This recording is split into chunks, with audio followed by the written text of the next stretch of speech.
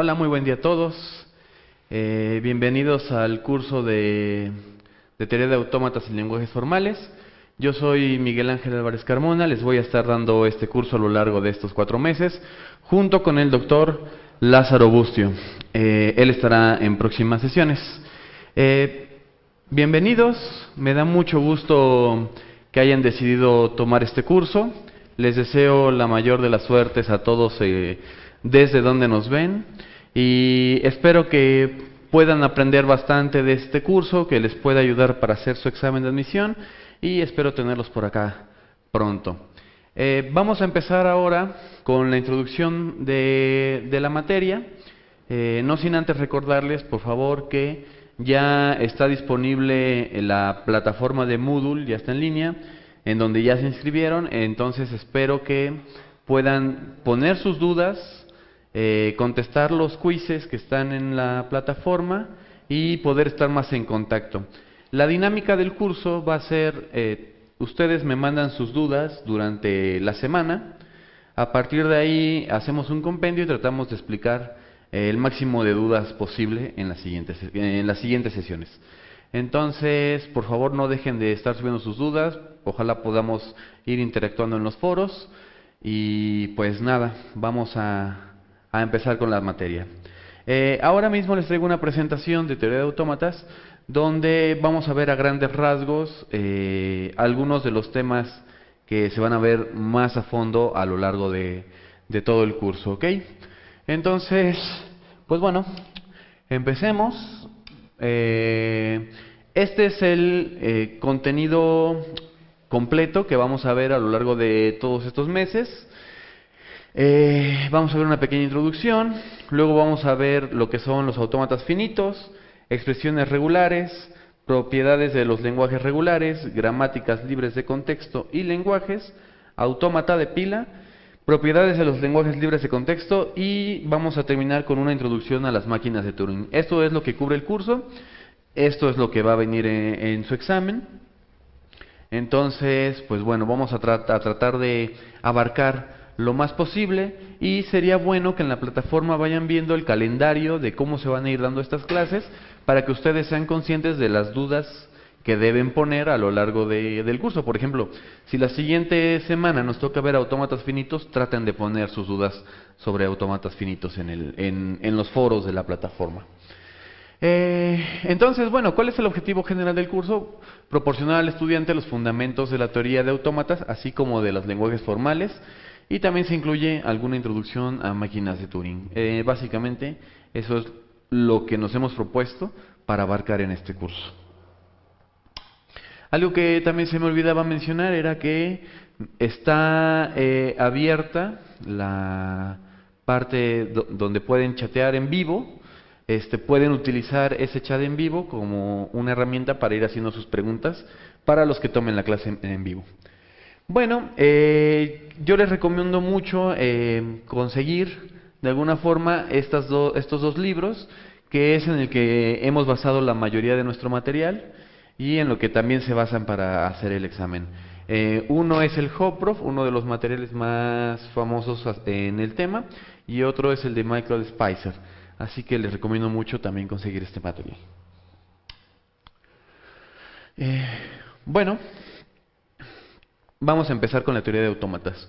¿Qué es la teoría de autómatas? Es el estudio de dispositivos o máquinas de cómputo abstractas.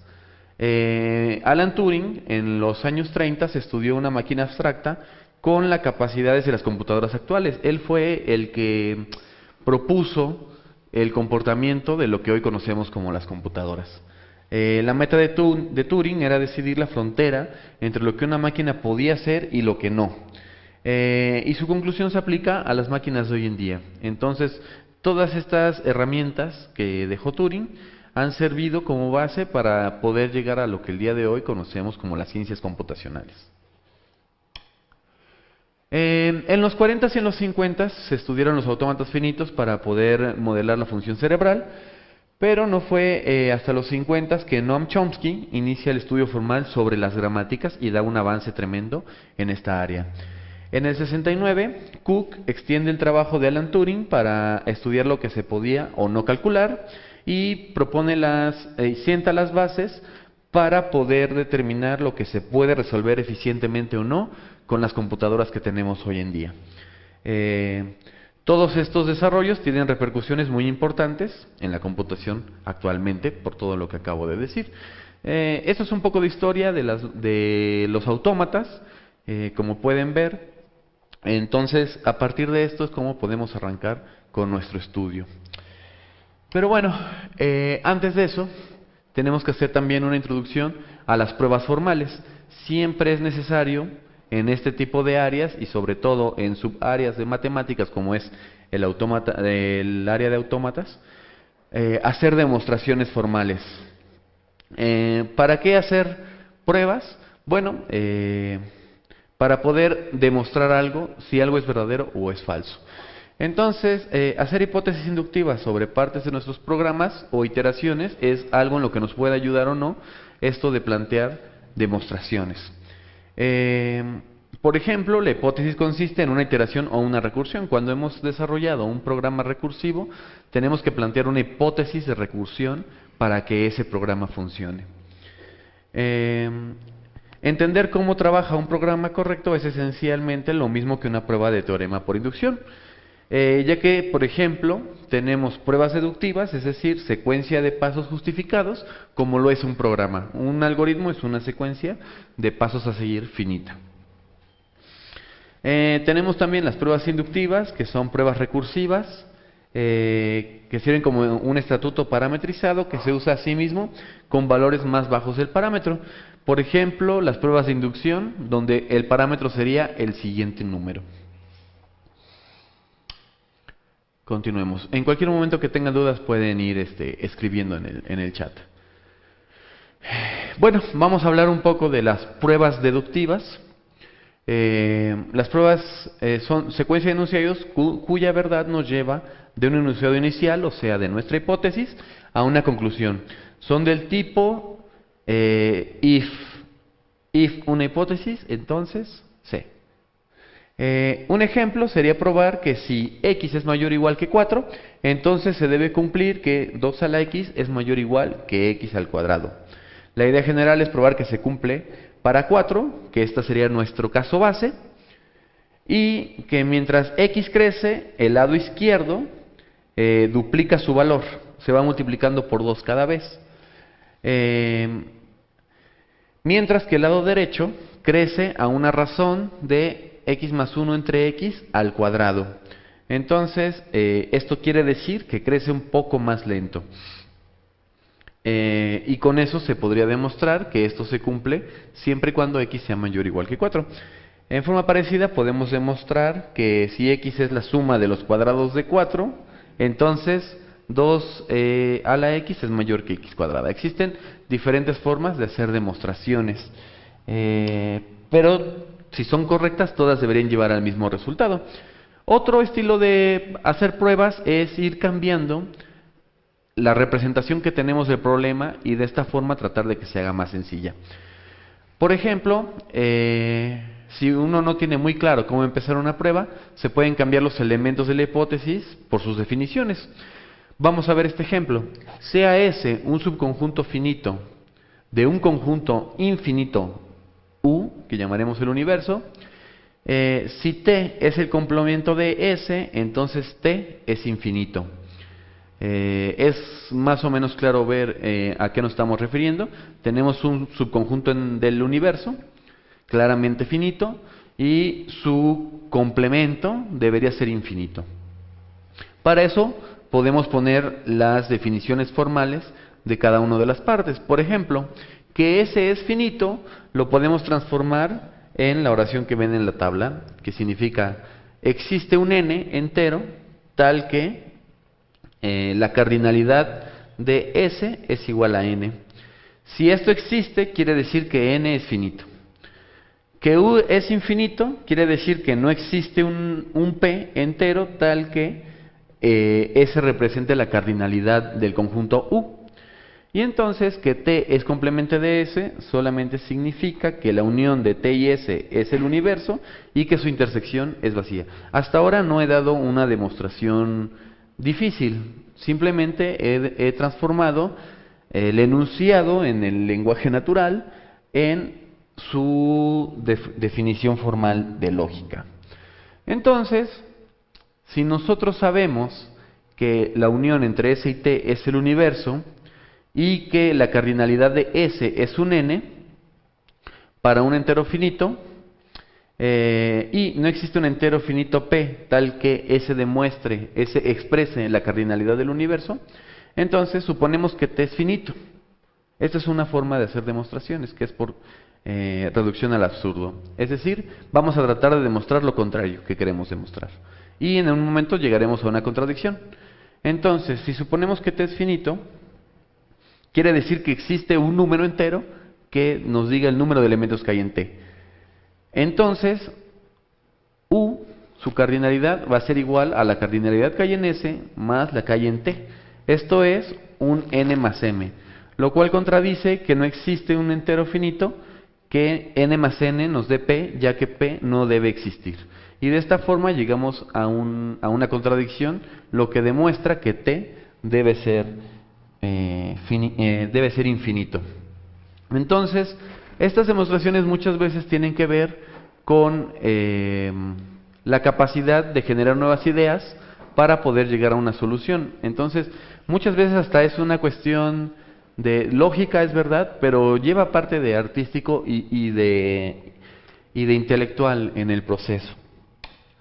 Así que bueno, es normal encontrarse estos tipos de cuantificadores en las pruebas. Existe para todo, no existe y no para todo. Esto es común en lógica. Por ejemplo, este enunciado que estamos leyendo en este momento en la pantalla. Sabemos que todos los hombres son mortales y que Sócrates es un hombre, entonces Sócrates es mortal. Y eso se puede representar en lógica de predicados. Para todo X que sea hombre, es mortal. Sócrates es hombre, por lo tanto, por modus ponens, Sócrates es mortal. Es más o menos sencillo. Esto es una prueba de lógica de predicados. Bueno, perdón que me vaya tan rápido, pero tenemos un plan bastante amplio y poco tiempo. Así que, como les digo, vayan por favor dejando sus dudas en la mayor medida posible. Así que bueno, vamos a pasar a las pruebas por inducción. Estas pruebas son bastante poderosas, son de las herramientas más poderosas que hay en matemáticas, ya que en lugar de demostrar para cada elemento en nuestro universo, podemos demostrar para todos de un solo golpe. Eso es una herramienta poderosísima dentro de las matemáticas, que hace que de golpe podamos demostrar un montón de cosas. Entonces, esto normalmente lo que trata de demostrar es un X si solo si Y. Vamos a demostrar enunciados de esta forma por método de inducción.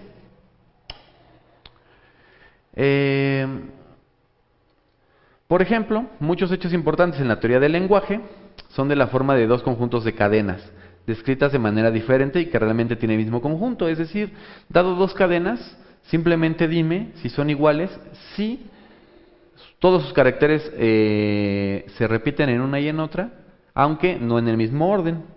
Entonces podemos decir que X pertenece a S, suponiendo que S es nuestra primera cadena, si solo si X pertenece a T, nuestra segunda cadena. Para esto debemos suponer que si X pertenece a S, debemos probar que X pertenece a T y viceversa.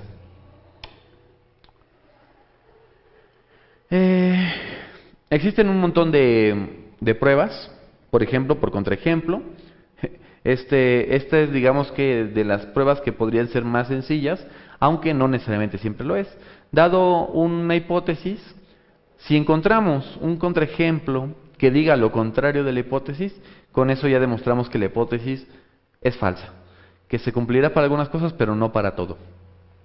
Y de esta forma se puede demostrar. En el ejemplo, tenemos todos los primos son impares, lo cual se puede probar que es falso porque 2 es par y es primo. Es el único, pero existe, entonces ya no es válida la hipótesis que tenemos. En este caso es fácil encontrar el contraejemplo, pero habrá problemas que sean muy difíciles de encontrar. Pero si encontramos uno, con eso es suficiente. Bueno, regresemos a las pruebas por inducción. Como ya les decía, son para objetos definidos recursivamente. Por ejemplo, en los números naturales se puede ir cada vez demostrando para el siguiente número, y eso hace una recursión. La recursión es hacia el siguiente número. Pero no solo sirve para números naturales, para autómatas también funciona, que lo vamos a ver un poco más adelante. Por ejemplo, vamos a retomar el problema que vimos hace un momento. Si x es mayor o igual que 4, entonces se debe cumplir que 2 a la x es mayor o igual que x cuadrada. Nuestro caso base es el caso más simple de todos, que en este caso ya el mismo problema nos lo define, que es que x es igual a 4. En este caso, 2 a la 4 es mayor o igual que 4 a la 2. En este caso son 16, son iguales, por lo tanto se cumple la base. Luego hacemos un proceso de inducción para probar para x más 1. Y de esta forma nuestro enunciado nos queda como 2 a la x más 1 debe ser mayor o igual que x más 1 al cuadrado. Si demostramos esto, podemos demostrarlo que para todos los números naturales mayor que 4, esto se cumple. Y como les digo, esto es una herramienta muy poderosa para eso. Entonces, si ustedes siguen la demostración, podrán ver que es fácil demostrar que esto se cumple siempre que x sea mayor o igual que 4. Otro ejemplo, probar que 1 más 3 más 5 más todos los números impares, es decir, todos los números impares, eso va a ser igual a n al cuadrado. El caso base es cuando probamos con 1, 1 al cuadrado es igual a 1, es igual a 1 al cuadrado, a eso se cumple, y podemos probar la inducción. Hacia el fin podemos verificar que también eso se cumple si van siguiendo los pasos. No lo voy desarrollando paso por paso para no ir perdiendo tiempo, pero si tienen dudas pueden ir preguntando. Tenemos más ejemplos. Es muy clásico encontrar este tipo de ejemplos cuando tratamos de hacer demostraciones por inducción. Esto es sumando todas las potencias de 2. El paso inductivo sería este, que sería probar hasta 2k y que demostrar que eso es igual a 2 a la k más 1 menos 1.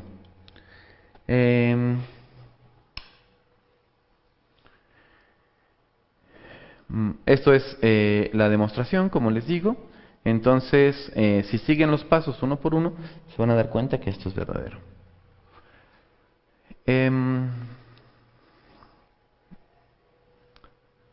Ok.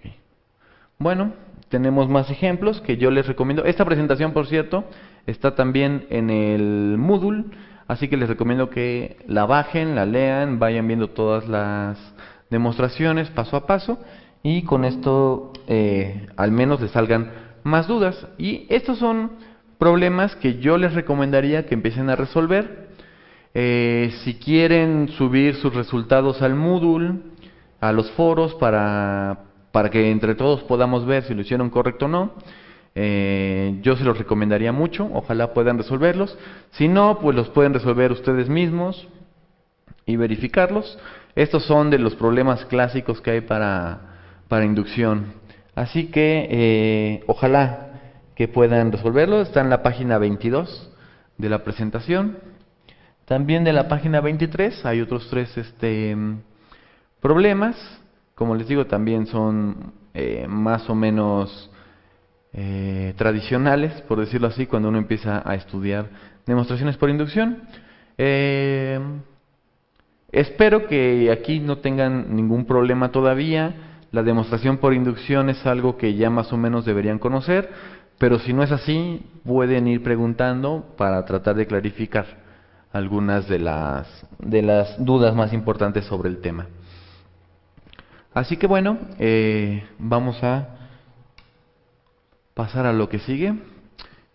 Como les decía, es muy común encontrar problemas del tipo de los primeros n números naturales son igual a n por n más 1 entre 2. Demuéstralo por inducción. Los primeros n pares, los primeros n impares, en fin. Eso es muy común porque digamos que es más o menos sencillo hacerlo por inducción para números naturales. Sin embargo, también hay inducción para estructuras más complejas que los números. Por ejemplo, para estructuras de autómatas. Como vamos a ver en un momento, los autómatas se pueden ver como árboles o como grafos que en sí mismos tienen recursividad intrínseca. Así que si tienen recursividad se puede demostrar por inducción algunos teoremas de autómatas. Así que bueno, vamos a tratar de hacer una demostración por inducción que tenga que ver con árboles. Por ejemplo, existen varios problemas que se pueden representar por estructuras y que utilizan en teoría de autómatas. Se hace básicamente lo mismo: probar el enunciado con respecto a la familia de objetos X. Eso puede ser grafos, puede ser árboles, pueden ser cadenas, pueden ser un montón de cosas. Y lo vamos a hacer en dos partes. Vamos a probar un caso base, que es decir, el más pequeño de todos, el más sencillo, verificar que sea correcta la hipótesis y luego vamos a aplicar un proceso inductivo para demostrar que esto se cumple para todo. Ejemplo, un árbol binario con n hojas tiene 2 a la n menos 1 nodos, ¿no? ¿Qué quiere decir esto? Como ya sabemos, el árbol binario es aquel que todos sus nodos, a lo más, tienen 2 hijos.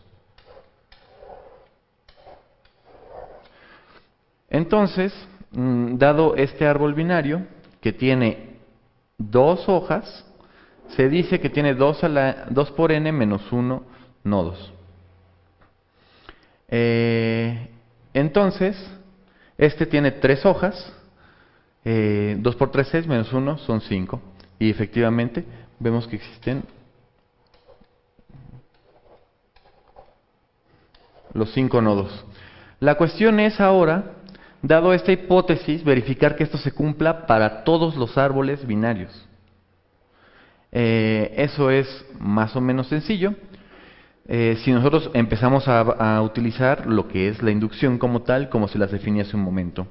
Entonces, bueno, ¿cuál sería el caso base? El caso base es trivial de demostrar. El caso base es cuando tenemos un árbol de una hoja. Eso es un nodo solito, de este tipo. Si este es todo nuestro árbol, tenemos una hoja. Y entonces se cumple que nuestro árbol de una hoja tiene un nodo. Entonces podemos decir que el caso base se cumple y podemos seguir avanzando.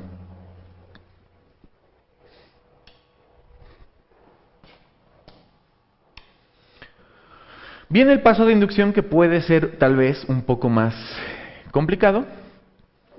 Y vamos a suponer que para árboles con menos nodos, en particular suponer para los subárboles de T, o sea, T es el árbol que ya sabemos que tiene 2 a la n menos 1 nodos, vamos a subdividirlo en subárboles.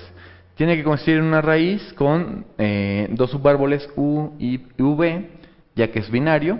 Y si U y V tienen U y V hojas minúsculas respectivamente, entonces la suma nos debería dar el número de T.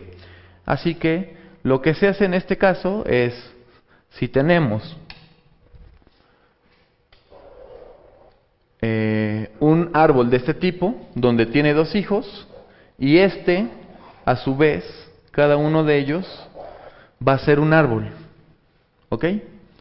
Este árbol puede ser del tamaño que sea, cada uno de ellos pueden tener el número de nodos que sean, pero ahora vamos a dividirlo así. Así que por la hipótesis de inducción, ya sabemos que tiene, si esto es U y esto es V, tiene 2 a la U menos 1 nodos, y tiene 2 a la V, 2 por V menos 1 nodos. ¿Cuántos nodos va a tener al final mi árbol? Pues la suma de los que tiene U más los que tiene V. Así que si nosotros aplicamos esta suma, que es los nodos que tiene U más los nodos que tiene V, más 1 que va a representar el árbol raíz del que estamos partiendo, entonces eso nos da que tenemos 2 por U más V menos 1. Y eso es la forma en la que, esa es una forma de expresar a 2 por t menos 1 y probamos que el paso de inducción es verdadero.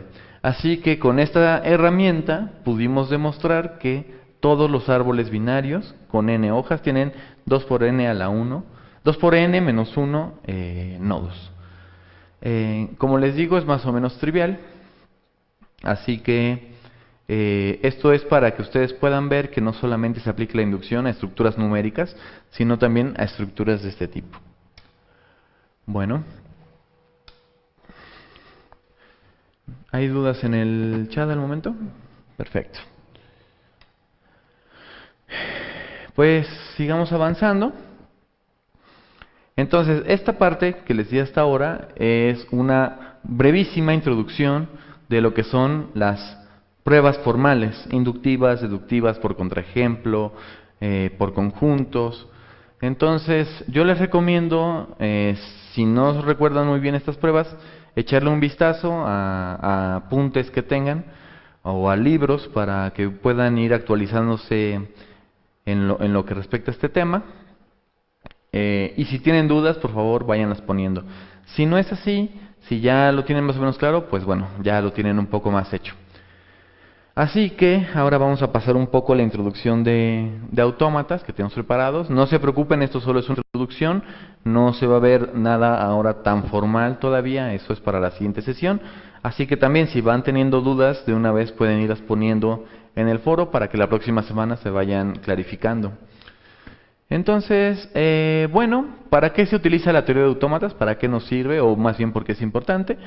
Los autómatas finitos, aunque es una estructura más o menos sencilla, se utilizan en muchas aplicaciones, por ejemplo, en software para diseñar circuitos digitales, un analizador léxico de un compilador. Los que llevaron esta materia saben de lo que hablo, es decir, un programa se puede interpretar, o sea, un código de un programa se puede interpretar gracias a un analizador léxico, y un analizador léxico no es más que un autómata.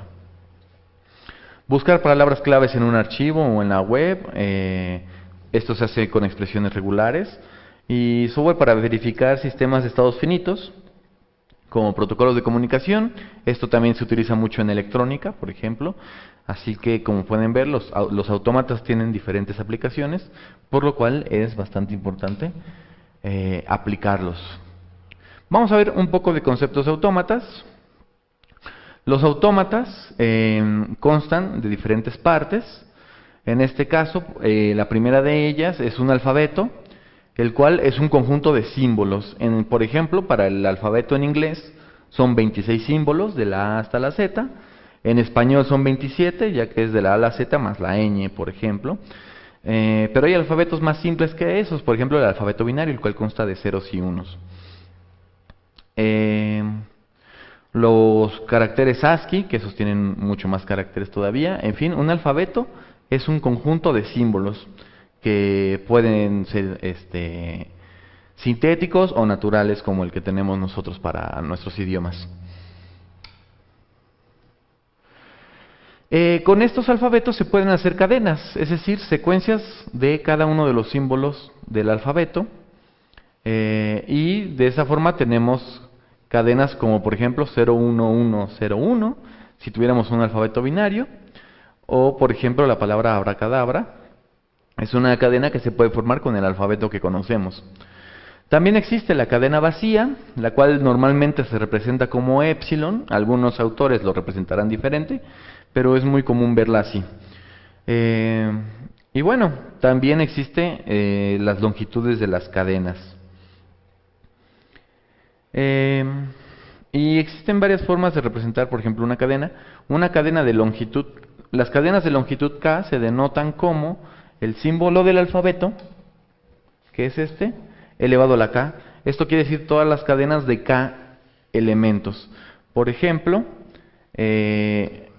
las cadenas de 0 elementos nada más tienen a la cadena vacía, y todas las cadenas de un elemento sería este conjunto de aquí, que es únicamente el 0 y el 1. Y así nos podemos ir viendo las cadenas de longitud 2, las de longitud 3, etcétera. Este es un concepto muy importante para la teoría de autómatas, ya ya que tiene diferentes aplicaciones y además es uno de los problemas que normalmente se atacan. En fin, hay maneras de jugar con estos tipos de representaciones. Una que es muy importante es, por ejemplo, el conjunto de todas las cadenas de un alfabeto. Es decir, desde la cadena vacía, las cadenas que tienen un símbolo, las que tienen dos, las que tienen tres, cuatro, cinco, hasta el infinito. Estas se pueden representar como la unión de todas las cadenas posibles, al cual se le va a conocer como una estrella. Cuando una cadena se representa la estrella, denota todas las posibles combinaciones de longitudes que existen para las cadenas. Y también se puede hacer lo mismo quitando a la cadena vacía, es decir, solamente queremos cadenas que al menos contengan un carácter. Esto se representa con el símbolo más dentro de los autómatas. Estas dos formas de representación lo van a ver muy seguido, así que les recomiendo que se familiaricen con ellos. Entonces, recordando, ¿cuál es la diferencia entre representar a la estrella y con el símbolo de más?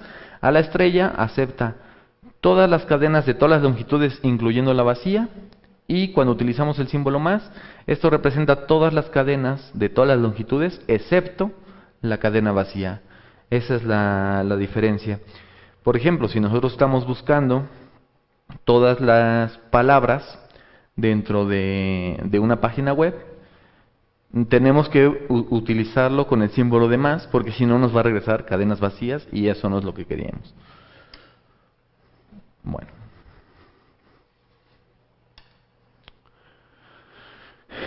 También, dadas dos cadenas, yo puedo concatenarlas de este tipo. Si tenemos la cadena X y la cadena Y, puedo pegarlas. A eso se le llama concatenación de cadenas. Y de hecho, cada cadena por sí mismo ya es una concatenación, ya que, por ejemplo, la cadena X yo la puedo concatenar con la cadena vacía y me va a quedar exactamente la cadena original. A esto se le llama que es un neutro de concatenación. Se puede concatenar por izquierda o por derecha y nos va a quedar exactamente lo mismo como lo están viendo ustedes. El lenguaje puede ser infinito, pero existe algún conjunto finito de símbolos, eso es verdad. Entonces podemos crear con un alfabeto finito un lenguaje infinito. Por ejemplo, en español, el español es un lenguaje finito, pero si nosotros proponemos todas las cadenas que tengan unos y ceros, ese conjunto es infinito. En fin. Hasta ahora, como les digo, simplemente son nociones básicas de lo que son autómatas finitos y lo que pueden representar. Entonces, por ejemplo, si sigma minúscula es un alfabeto y L mayúscula es un lenguaje que actúa sobre el alfabeto sigma, se tiene que decir que una cadena, W, esto es algo abstracto, claro, pertenece a sigma estrella, es decir, W siempre va a ser un elemento de sigma estrella. Y esto también quiere decir que W pertenece al lenguaje. Por ejemplo, vamos a retomar el del español. La palabra hola obviamente pertenece a una subcadena, es un elemento del conjunto de todas las palabras que se pueden formar con el alfabeto que conocemos. Pero a su vez pertenece al lenguaje. Esto no pasa siempre, ya que podemos formar un montón de palabras que no existen dentro del diccionario español, pero que sí se pueden formar con el alfabeto que tenemos. Imagínense que vamos a tener un autómata que acepta números primos en forma de cadenas binarias. Lo podríamos usar para ver si una cadena de un nuevo número es primo o no. Este es el típico problema de los parses. Se tiene un autómata que acepta programas escritos en un lenguaje, por decir algo en C, y tiene que decir si el programa cumple con una sintaxis válida o no. Esto es clásico en computación, hacerlo así, pero también se puede hacer para el idioma español, por ejemplo. Claro que el autómata sería gigantesco. Los autómatas se pueden representar de una forma gráfica, y esto muchas veces es mucho más cómodo para nosotros. Se puede representar con un grafo, con un número finito de nodos, que vamos a conocer como estados. Arcos o aristas, depende cómo los conozcan, se etiquetan con uno o más símbolos del alfabeto que estemos trabajando. Y un estado es designado como el estado de comienzo o estado inicial, es decir, no es más que, digamos, un mapa que tenemos que ir siguiendo, donde nos indica el principio, y que con base en las instrucciones que nos vaya dando, en este caso las cadenas, son las que en algún momento nos va a decir dónde vamos a terminar. Y se dice que los estados, que si terminamos en un estado que es final, la cadena es aceptada por el lenguaje que representa ese autómata. Puede ser que parezca complicado explicándolo de esa forma, pero cuando lo vemos de una forma gráfica, no es tan complicado. Por ejemplo, este es un autómata que representa el switch de encendido y apagado. Los que estudian electrónica, por ejemplo, lo pueden ver como una máquina de estados. Funciona igual. Tenemos para este caso dos estados. Un inicio, que es el que dice off, y aparte tenemos un solo elemento en el alfabeto, que es la palabra push, ¿sí? Entonces, cada vez que hay un push, pasamos de apagado a prendido y de prendido a apagado. Depende del número de push que demos, vamos a terminar en un estado de apagado o un estado de prendido, y aquí se marca, se puede ver que está marcado el estado on como estado final. Es decir, si terminamos aquí, se va a decir que aceptamos o no, que está prendido o que no está prendido. Entonces, este autómata es bastante sencillo, pero se puede hacer, digamos, un montón de cosas. Podemos diseñar un autómata que su única tarea sea detectar la palabra hola. Cada vez que encuentre la palabra hola, el autómata se va a detener. Entonces vamos a suponer que nuestro alfabeto sea todas las letras que conocemos en el español. Ahí pueden ver el estado de inicio, y cada vez que vaya encontrando una letra, va continuando con el estado. Entonces, vamos a suponer que no tenemos la palabra hola, sino que tenemos la palabra oxa. No existe, pero bueno, para el ejemplo está bien. Cuando nosotros tenemos esta H, podemos pasar de este estado a este. Si en ese estado leemos una O, podemos continuar de este estado a este, ya que esa es la instrucción que tenemos aquí. Sin embargo, llega una X, y cuando estamos en este estado y nos llega una X, no sabemos qué hacer. Así que aquí, por fines prácticos, no se expresa tal cual, pero lo que debería hacer esta palabra es regresar al inicio y volver a esperar la palabra hola. Es lo que se debería hacer. Eso se debería hacer en cada estado, si no nos llega la palabra que estamos esperando. Por ejemplo, si estando en el estado en el que estábamos ya, nos llega la L, podemos seguir avanzando, y así hasta que nos llega la... Ahí podemos decir que se encontró la palabra hola. Y esto va a funcionar si de este lado venía una subcadena y de este también. Si aquí se tenían dos cadenas, no importa, esto va a llegar a detectar que hubo una palabra hola dentro de nuestro texto. Entonces, bueno, como pueden ver, es más o menos sencillo el funcionamiento de los autómatas. No es tan complicado, aunque claro, mucho dependerá del problema que se les pida. Se les puede poner un problema bastante sencillo, que es acéptame todas las cadenas que tengan un número impar de caracteres, ¿no? Ya sea con el alfabeto binario o con cualquier alfabeto. Ese es un problema más o menos trivial, pero habrá otros problemas que no lo sean. Incluso habrá problemas que serán imposibles para este tipo de máquinas. Pero bueno, eso se verá un poco más adelante. Los lenguajes de autómatas finitos es el conjunto de cadenas que etiquetan rutas que van desde el estado inicial hacia algún estado de aceptación. A eso se les conoce como lenguajes de autómatas finitos. Por ejemplo, vamos a ver un autómata que explora documentos HTML y busca una lista de los que podrían ser los pares del título autor, quizás en una lista de lectura para algún curso de literatura. Por ejemplo, este autómata ya es un poco más grande que el que estábamos viendo. Vienen los tags de HTML, y entonces no importa si por ejemplo viene esta etiqueta,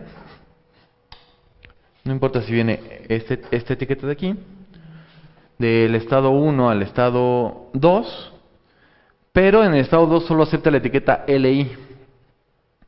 Después puede leer un montón de símbolos, no importa cuál sea, mientras no sea el espacio.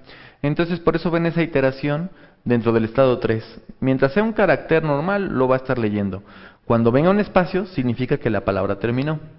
Y se pasa al estado 4. Y si se dan cuenta, del 4, 5 y 6, lo que lee es la cadena by. Esto quiere decir que está buscando, ya encontró el título, ahora encontró by, y lo que se espera es el nombre del autor, hasta que se cierren las etiquetas que se abrieron desde un inicio. Así que, como pueden ver, en el estado 8 sí hay un retorno como el que les platicaba hace un momento. Esto es igual un ejemplo de autómatas, más o menos sencillo, pero obviamente más grande de los que hemos estado viendo. ¿Habrá dudas en el chat? ¿Todavía no? Bueno, yo sé esta parte es más o menos sencilla, entonces sí les recomiendo que vayan estudiando un poco más de autómatas. Y bueno, esta es la aplicación del ejemplo anterior. Hay otra forma común de representar a los autómatas y es por medio de gramáticas. ¿Ok? Entonces, las gramáticas simplemente expresan una estructura recursiva, otra vez, y que aparte es una forma de representar también a los autómatas. Sin embargo, estas gramáticas ya tienen, digamos, son más poderosas ya que se pueden representar aún más cosas con ese tipo de artefactos. Por ejemplo, se pueden ya representar algunas cosas semánticas, sintácticas de un compilador. Y también existen las expresiones regulares, que seguramente muchos la han utilizado. Son muy usadas en computación para encontrar cadenas que estamos buscando con ciertos patrones. Esas denotan la estructura de los datos, especialmente de cadenas de texto. Por ejemplo, como ya les mencioné hace un momento, la estrella, este simbolito de aquí, se utiliza mucho, para denotar todas las posibles combinaciones de los símbolos que están a su lado, incluyendo la cadena vacía. Entonces, por ejemplo, esta cadena que ven aquí, que dice de A mayúscula hasta la Z, concatenada con A minúscula hasta la Z, estrella, luego viene un espacio y luego otra vez mayúsculas. Esto representa las palabras que inician con mayúscula, seguidas de un espacio y dos letras mayúsculas, dos y solo dos.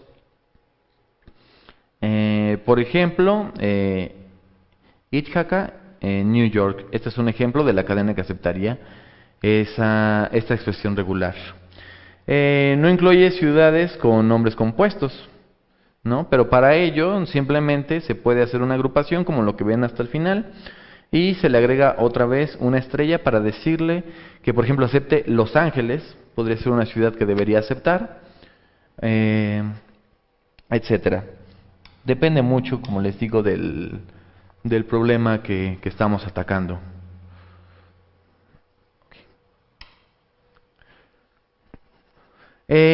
Ejercicios que yo les recomiendo que se pongan a investigar o en su caso resuelvan, y si no pueden, por favor compártanos sus dudas.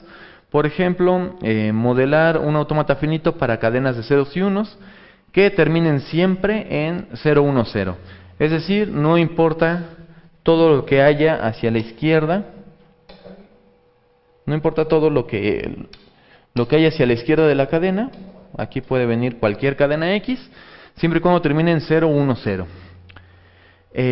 Modelar un autómata finito para las cadenas que terminen con 3 ceros consecutivos es más o menos parecido al anterior, y describir una palabra del conjunto aceptado por el autómata finito del siguiente diagrama de transiciones.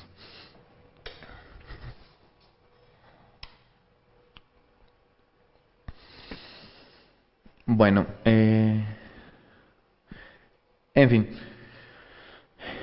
tenemos que los autómatas son esenciales para el estudio de los límites de la computación. Esto es decir, qué puede y qué no puede hacer una computadora, y para saber si una computadora es eficiente o no es eficiente. Por ejemplo, nos puede ayudar para saber si un problema, con las herramientas que tenemos el día de hoy, va a terminar en un tiempo aceptable o no. ¿Ok? Entonces, bueno, vamos a tratar de resolver al menos el primer problema que leímos, que era aceptar de un alfabeto binario todas las cadenas que terminen en 0, 1, 0, que es más o menos sencillo. Entonces, ¿cuál sería el caso más básico que debería aceptar nuestro autómata? Bueno, si tenemos un estado de inicio, los pueden numerar o les pueden poner la etiqueta que quieran a los estados. Yo recomiendo numerarlos. ¿Ok? Como les decía, tenemos que aceptar todas las cadenas de este estilo. Que venga cualquier cadena y luego 0, 1, 0. ¿Ok? Que claro, X va a ser un elemento que esté dentro de la cadena vacía, por ejemplo, 0, 1, 0, 0, 0, 1, etcétera. Que esto ya lo vimos. Es decir, que X va a pertenecer al conjunto del alfabeto a la estrella, donde el alfabeto va a ser igual a 0 y a 1. Entonces, como pueden ver, es más o menos sencillo aterrizar el problema. Y lo que tenemos que modelar ahora es todas estas cadenas. Entonces vamos a ver el caso más sencillo, que es cuando X sea la cadena vacía, es decir, que el autómata solamente acepte 0, 1, 0. Entonces, para este caso, si obtengo un 0, puedo avanzar a un siguiente estado, el cual se va a encargar de leer al símbolo 1, que me va a llevar a un tercer estado. Ahora, si en el tercer estado me llega un 0, lo puedo mandar a un estado de aceptación, que el cual normalmente se denota con un doble círculo. Y con esto estamos aceptando la cadena más simple. Pero ¿qué pasa si nos empiezan a llegar cosas diferentes? Es decir, si aunque tenga un 0, después me llega otro 0. Eso quiere decir que debo volver a reiniciar mi cuenta. Pero en este caso, si estoy en el estado 2, no puedo regresarme al estado 1 de esta forma, ya que podría aceptar, no estaría contando, ya que si en el estado 1 me llega un 1, hasta ahora sería la cadena válida. Sin embargo, de esta forma no podría contarlo. Así que esta transición, lo que nos conviene es que siga contando ceros. Okay. Por favor. Lo que nos conviene es ir contando ceros hasta aquí. Lo contrario pasa si llega un 1. Si llega un 1, sí tendríamos que reiniciar la cuenta estando en el estado 1, por ejemplo. Si en el estado 1 nos llega un 1, sí tendríamos que estar aquí. ¿Qué pasa si en el estado 3 nos llega un 1? ¿A dónde tendríamos que mandarlo? Fácil, tendríamos que estar redireccionando a nuestro primer estado, porque se tendría que reiniciar la cuenta, ya que tendríamos 2 1 seguidos y eso no se puede hacer. ¿Qué pasa si en el estado 4 tenemos que ver si nos llega un 1 o un 0? Entonces, si nos llega un 0, tendríamos que ver a dónde mandar del estado 4. Si nos llega un 1, como venimos de un 0, puede ser que el siguiente sea un 0. Entonces, tendríamos que mandarlo hacia acá.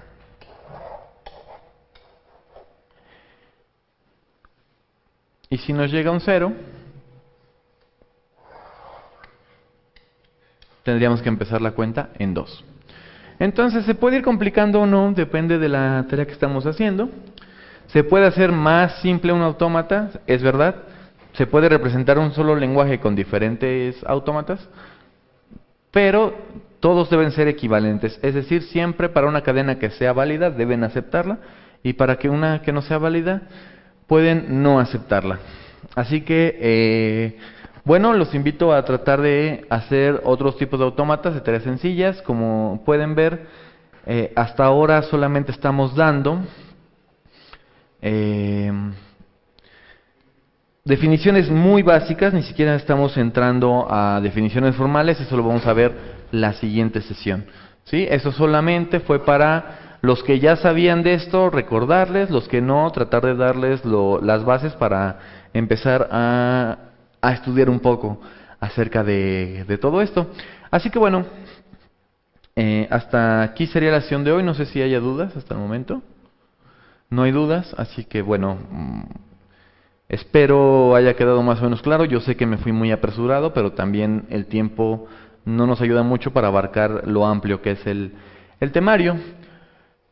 Así que, bueno, también les quería mencionar algo. Como les dije al principio, yo voy a estar dando este curso junto con el doctor Lázaro Bustio. Sin embargo, él tiene problemas para llegar a esta hora, 5 de la tarde, hora del centro de México. Así que por razones de horarios del doctor, tenemos que desplazar esta sesión hasta las 6 de la tarde, hora de México. Espero que no haya problemas con todos. Sé que puede ser un inconveniente, pero bueno, también es porque uno de los profesores del curso realmente no puede. Entonces, por eso vamos a trazar el curso para que sea todos los miércoles a las 6 de la tarde. Esto no quiere decir que se vaya a mover el horario de las otras dos materias. Eso lo ven ya con los profesores de dichas materias, pero al menos en autómata los miércoles sí les pido que la sesión sea a partir de las 6 de la tarde. Entonces, pues nada, si no hay ninguna duda por el momento, reitero la invitación a que empiecen a interactuar en el foro, a que empiecen a resolver los quizzes, y cualquier duda que tengan, por favor, váyanla subiendo a los foros. Trataremos de estar al pendiente, de responderles relativamente rápido, y que sus dudas sean sean resueltas pronto. Así que bueno, si ya no tenemos nada por el momento, también se les hará el anuncio por el foro de esto del cambio de horario. Pues muchas gracias. Espero que puedan aprender mucho del curso, y bueno, nos vamos a estar viendo bastante. Así que hasta la siguiente semana. Gracias.